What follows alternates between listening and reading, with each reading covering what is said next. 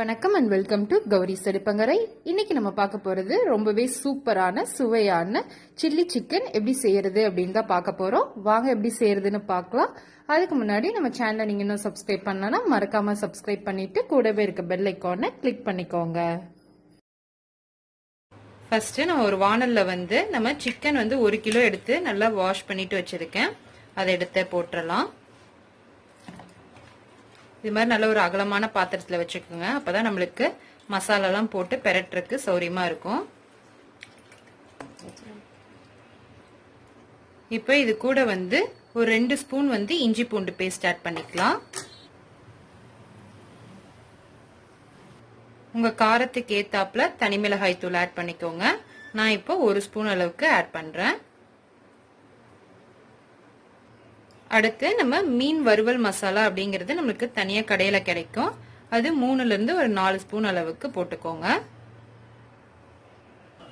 இது கூட 2 முட்டை கட் பண்ணி போட்டுக்கோங்க. இப்போ நம்ம முட்டை சேர்த்தனோம் அப்படின்னா நம்மளுக்கு சிக்கன் நல்லா கிறிஸ்பியா வரும். மசாலாலாம் நல்லா சிக்கன் கூட ஒட்டி இருக்கும்.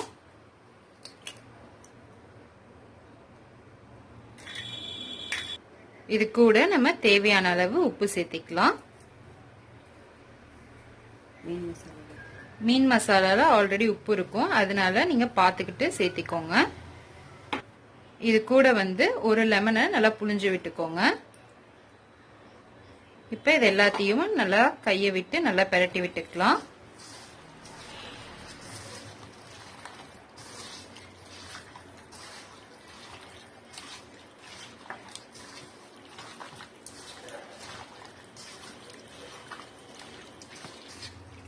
இது மாதிரி நல்லா பெரட்டிட்டு இதை நல்லா 1 மணி நேரம் ஊற விட்டுறலாம். அப்பதான் உப்பு காரம் எல்லாம் சிக்கன்ல இறங்கி நம்மளுக்கு சில்லி ரொம்பவே டேஸ்டா சூப்பரா வரும்.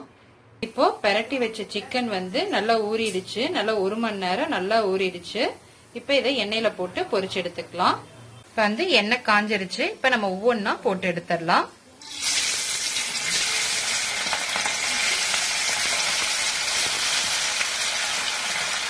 சிம்ல வச்சுக்கோங்க. மீடியம் ஃப்ளேம்லயே வச்சு நல்லா வேக விடணும்.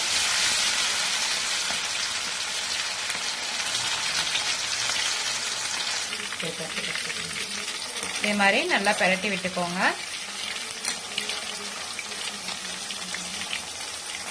அவ்வளவுதான், நல்லா வெந்துருச்சு பாருங்க. இப்ப நம்ம எடுத்துடலாம்.